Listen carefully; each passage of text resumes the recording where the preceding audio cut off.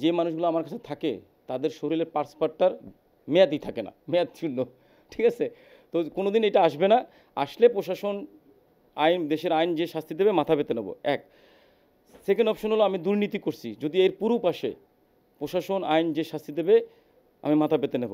এবং আমি যে দাফন কাফনের যে জালিয়াতিটা করছি সেটা আপনাদেরকে বলছি কেন করছি। কারণ আমাদের একজন মানুষ মারা গেলে তাকে নিয়ে বসে থাকার বা তাকে কবরস্থ করার জন্যই এটা করছি। এটা কোনো অন্যায়ভাবে করি নাই এবং এই কাগজগুলো আমরা কোথাও দেই নাই, শুধু কবরস্থানে দিছি। আর এই কারণ ওদের তো গার্জিয়ান নাই যে এই সার্টিফিকেট দিয়ে কেউ ব্যবসা ট্যাবসা করবে, সেরকম সুযোগ নাই। তো সর্বশেষ একটা কথা বলতে চাই, আমার নামে যে এলিগেশনগুলো আসছে সবগুলো মিথ্যা। তারপরেও যে আমি যে ভুলভ্রান্তিগুলো করছি সেটা করছি অসহায় মানুষকে ভালো রাখার জন্য। আমার মধ্যে যে ভুলভ্রান্তিগুলো পাওয়া গেছে সেটা অনিচ্ছাকৃত এবং অসহায় মানুষকে, রাস্তায় পড়ে থাকা শত শত মানুষকে ভালো রাখার জন্য টুক মানে করছি। খুব বিচ্ছিন্নভাবে বিভিন্ন জায়গা থেকে জনগণ শোনে। কেউ বলে মিডিয়ার এটা কারসাজি, কেউ বলে কারসাজি না। আসলে ব্যাপারটা কি? আসলে ব্যাপারটা হলো কি, আমি মানুষের রোশানলের মধ্যে পড়ছি। কারণটা হলো আপনারা জানতেন যে আমার কাছে অজ্ঞাত মানুষ থাকে এবং আমি দীর্ঘদিন ধরে অজ্ঞাত মানুষ নিয়ে কাজ করতেছি এবং সেই প্রতিষ্ঠানটা যেভাবেই পারি আস্তে আস্তে আমি ধরে রাখছি এবং দীর্ঘ পথের দিকে নিয়ে যাচ্ছি, একই সাথে বড় করছি।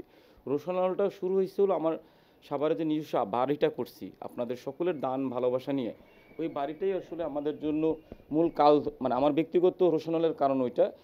ওই বাড়ির পাশে একটা পিছনেই আমার যে বাড়িটা করছি ওইখানে আসলে রাস্তা কখনোই ছিল না, ছিল হলো হাঁটার রাস্তা ছিল। ওই রাস্তা করার পরে পিছনের যে জমির মালিকগুলি আছে তাদের জমির দাম ভ্যালু হয়ে গেছে এবং তারা চাচ্ছে আমার জমির মাঝখান দিয়ে 12 ফিট রাস্তা নিতে। সেটা না দিতেই আসলে এই রোশানলের শিকার আমি। আপনি আসলে ব্যক্তিগতভাবে অনেক পরিচিতি পাওয়া একজন মানুষ। তার উপরে যে রোশানলের কথাটা বলছেন, তারা পরিচিতি এবং ক্ষমতার জায়গা থেকে আপনার চেয়ে অনেক বেশি পিছিয়ে। সেক্ষেত্রে আপনারা তাকে নাকি মারধরও করেছেন, এরকম একটা ঘটনাও মিডিয়াতে এসেছে। তাহলে ব্যাপারটা কি একটা ধস্তাধস্তি হয়েছে, কারণ প্রথম ধস্তাধস্তি হয়েছে আমি আপনাকে বলি, আমরা ওইখানে ঈদের আগের দিন ছিলাম, আমি উপস্থিত ছিলাম। কারণ পরের দিন ঈদ, আমার বাবা মা কী খাবে কীভাবে তাদের কাপড় চোপড়গুলি দেওয়া হবে সকালের নাস্তা থেকে।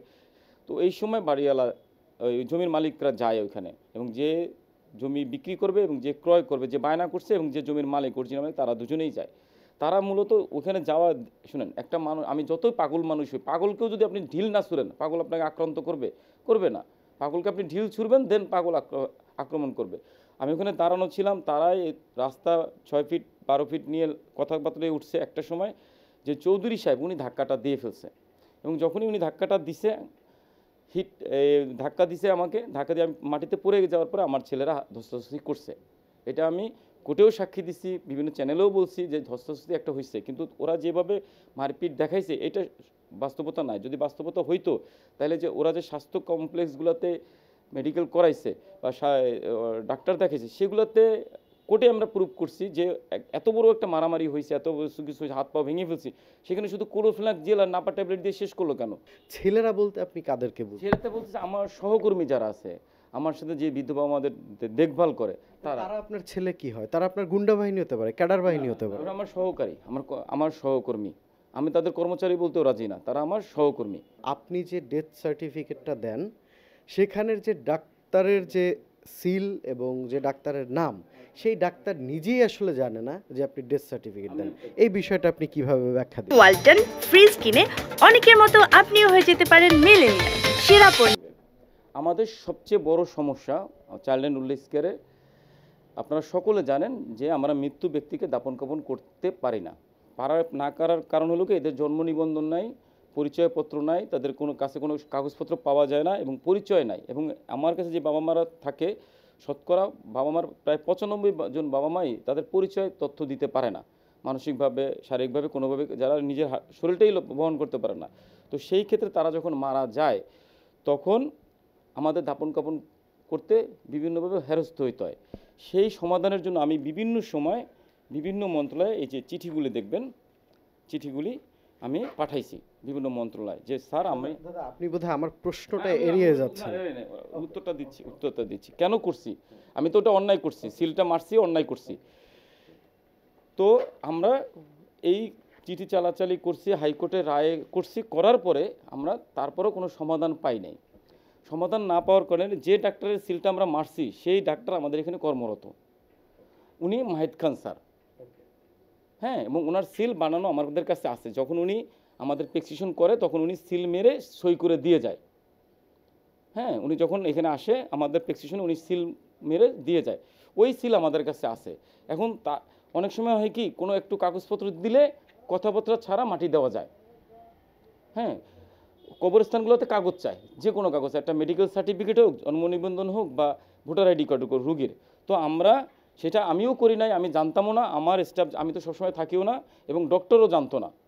আমাদের যে ডক্টর মাহিদ খান স্যার তিনিও জানতেন না, ছেলেপেলেরা যারা এখানে স্টাফ, বিশেষ করে এখন যে ম্যানেজার বা সুপারভাইজার তারা করে নাই, বিগত দিনে যারা ছিল তারা ওইটা কবর দেওয়ার জন্য, একটা অজ্ঞাত মানুষকে মারা গেছে, কবর নিয়ে তো বসে থাকা যাবে না, তাকে তো কোথাও না কবর দিতে হবে। কবর দেওয়ার সুবিধার্থে স্যারের সিল মেরে সই করে দিছে, সই বললে একটা টানটন দিয়ে ওই কাগজটা কবরস্থানে দিছে। এটা অন্যায় হয়েছে, মাহিদ খান স্যারের অবগততে হয়েছে, আমার অবগততে হয়েছে। এটা কিন্তু ঘটনাটা সত্যি ঘটছে।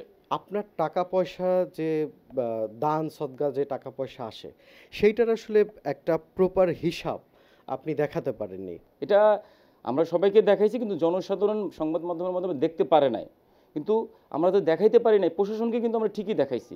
আপনি একটা পোর্টালে খুব একটা একটু অন্যরকম ভাষায় একটা কথা বলেছিলেন যে প্যান্ট যদি বানাই একটু প্রসাব করার জায়গা রেখেই বানাই। তো এইটার একটা নেগেটিভ ব্যাখ্যাও এক ধরনের জনগণ দিয়েছে যে আমি যদি দুর্নীতি বা চুরি করি আমি ওইটা সিস্টেম করেই করি, এইভাবে ব্যাখ্যা করেছে। আপনার ব্যাখ্যাটা? আমার ব্যাখ্যাটাকে, আমি যেহেতু একটা বড় প্রতিষ্ঠান চালাচ্ছি, প্রতিষ্ঠানটা এত বড় চলমান আছে, অবশ্যই আমার কাছে প্রপার ডকুমেন্ট আছে।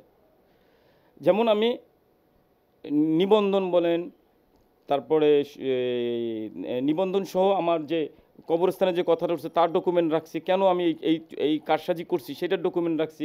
দেন এত বড় প্রতিষ্ঠান, আমার সমস্ত ডকুমেন্ট থাকবে না। আমরা একটা চারটা কলা কিনলে ভাউচার করি, আমরা এগুলি রাখবো না।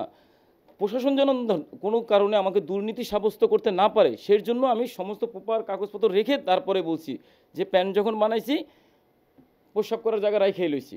এটা আমি বলছি পজিটিভ দিক থেকে, যে আমার কাছে সকল ডকুমেন্ট আছে, আপনারা আসেন, প্রমাণ চান আমি প্রমাণ দেই, সেইটা বলছি।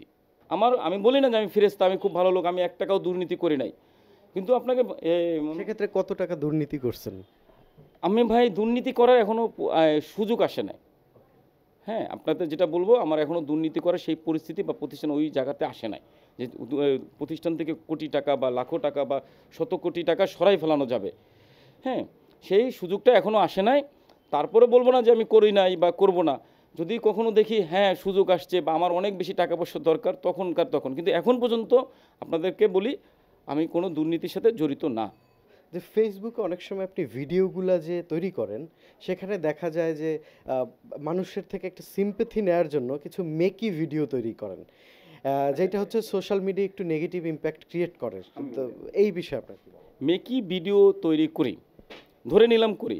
বিষয়টা হলো কি, আমার কাছে যে আমি তো বাইরে যেয়ে কোনো ভিডিও করি না, বা যেটা অবাস্তব সেটা তো করি না। যে ভিডিওগুলো বানাচ্ছি সেটার তথ্য আছে, বা সেই ফুটেজগুলো আমার কাছে থাকার কারণেই তো আপনাদের দেখাইতে পারি।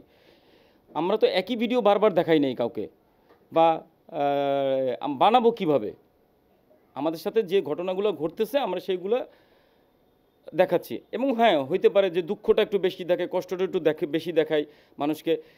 দেখাই হলো এই কারণে মানুষ যেন বাস্তবতা বুঝতে পারে যে একটা মানুষ কত কষ্টে থাকে। একটা মানুষ, আজকে একটা ভিডিও আপলোড দিছি যেখানে পানি, একজন বৃদ্ধ মা রোদের মধ্যে শুয়ে আছে, পানি একজনে ঢাইলে দিতেছে। তো সেই ফুটেজটা যদি দেখাই, এটা তো অন্যায় কিছু করি নাই। তো কষ্টে আছে মানুষ, সেটা দেখাইছি। দেখানোর পরে দেখাই কারণ হলো, আমরা ভিডিও বানাই কারণটা কি? কারণ হলো আপনারা যে দান খরচ করেন সেটা যে প্রপার ওয়েতে, মানে প্রপার ওয়েতে খরচ হচ্ছে বা সত্যিকার অর্থে কষ্টে পড়া মানুষ পাচ্ছে, সেইটার বাস্তবতা ভিডিওর জন্য। আপনারা জানবেন যে মার্কেটিংয়ের একটা ব্যাপার থাকে। তো মার্কেটিং করি যেন মানুষ যদি 200 টাকা বা 200 টাকা খরচ করে পার ডে, $20 খরচ করে পার ডে যদি 1500-2000 টাকা আসে, এটা তো আমি কোনো অন্যায় করি না। আমার কষ্টগুলো মানুষের কাছে তুলে ধরছি। ভিক্ষা করতেও তো ইনভেস্ট লাগে। রাস্তায় একটু আমাকে বলতে দেন, রাস্তায় যারা ভিক্ষা করে তারাও কিন্তু ইনভেস্ট করে, কি করে, একটা থালার মধ্যে কিছু খুচরা পয়সা দিয়ে রাখে যে আমারে দেন, আমি ভিক্ষা করতেছি, অথবা ঠেলা গাড়ি বানায়, অথবা একটা ভ্যান গাড়ি বানায়, তারা ইনভেস্ট করে না। তাহলে আমি যদি ইনভেস্ট করি, এটা অন্যায় কোথায় করছি? একটা মারধরের ভিডিও সাম্প্রতিক সময় আপনার ফেসবুক পেজে আপনি ছেড়েছেন, যেখানে দেখা গিয়েছে যে একজন বৃদ্ধ বাবার সন্তান এসেছিল এখানে, আপনি তাকে মারধর করেছেন। আসলে এইটা ইমোশনালি বা ফেসবুকে দেখতে অনেক ভাল লাগে, তবে এই বিষয়গুলোতে আপনি আইনি প্রক্রিয়ার মাধ্যমে কেন যান না? দাদা, সত্যিকার অর্থে বলতে কি জানেন, আমি আজকে যে স্ট্রাগলটার মানে মধ্যে পড়ছি, এই স্ট্রাগল নিয়ে কিন্তু আমি দীর্ঘদিন লড়াইও করছি, কেউ সাহায্য আসে না। আজকে যেমন মানুষ আমাকে আমার নেগেটিভটা তুলে ধরার জন্য উঠে পড়ে লাগছে, আমার পজিটিভগুলো তুলে ধরার জন্য আমি একটা বাবা, আপনি দেখবেন আমার অনেক ভিডিও আছে, মেয়ে এমপি ইলেকশন করতেছে, বাবা বৃদ্ধাশ্রমে, মেয়ে নিয়ে আসার সময় নাই, বাবা মারা গেছে, জানাজা দেওয়ার সময় নাই, মারে বস্তা ভরে ফালাইছে, আমার কাছে 1 বছর ছিল। এটা channel I, voice of America, BBC Bangla পর্যন্ত নিউজ করছে, মাকে বস্তা ভরা আগারগাঁওতে পাওয়া গেছে, সেই মাকে আনছি, আনার পরে 1 বছর লালন পালন করছি, লালন পালন মারা গেছে, পরে তারা 16-17টা গাড়ি নিয়ে দেখতে আসছে মাকে, কিন্তু লাশটা দাপন কাপন নেই। আমাদের অভিজ্ঞতা অনেক খারাপ, আমি দীর্ঘদিন ধরে ভাই অনেক নেগেটিভপনা দেখতেছি, বাবা মার উপরে টর্চার দেখতেছি, যার জন্য আমারও মাথা ঠিক থাকে না। আমি যখন একটা মানুষকে বারবার বলবো যে ভাই তুমি তোমার বাবারে নিয়ে যাও, তোমার মারে নিয়ে যাও, তোমার ফুপুরে নিয়ে যাও, তুমি যখন আপনারা যখন না আসবেন, তখন কার না মাথা খারাপ হবে? দাদা, আপনি পরিচিত মানুষের থেকে খুব অসহায় মানুষ আসলে নেন না, লাইক গোলাম রব্বানির একটা রোগী পাঠিয়েছিল, এটা আপনি নেন গোলাম নাই? রাব্বানি রুগীটা পাঠায় নাই, এই রুগী, ওই বাচ্চাটা ছিল ভৈরবে, রেল স্টেশনে পড়ে ছিল, মাথা পচান ছিল, পোকা ছিল, ওইটা ভৈরবের কিছু সংগঠন ভাইরাল বানায়, এবং পরবর্তীতে ভৈরবের সংগঠন আমার সাথে কথা বলে আমাকে দিয়ে যায়। আমি যখন তাকে চিকিৎসা দেওয়া শুরু করছি, তখন গোলাম রব্বানি ভাই, এটা যখন সোশ্যাল মিডিয়াতে খুব বড় একটা ভাইরাল হয়ে গেল, তখন গোলাম রব্বানি ভাই এইটা ওনাকে সহযোগিতা করতে আগাই আসছে।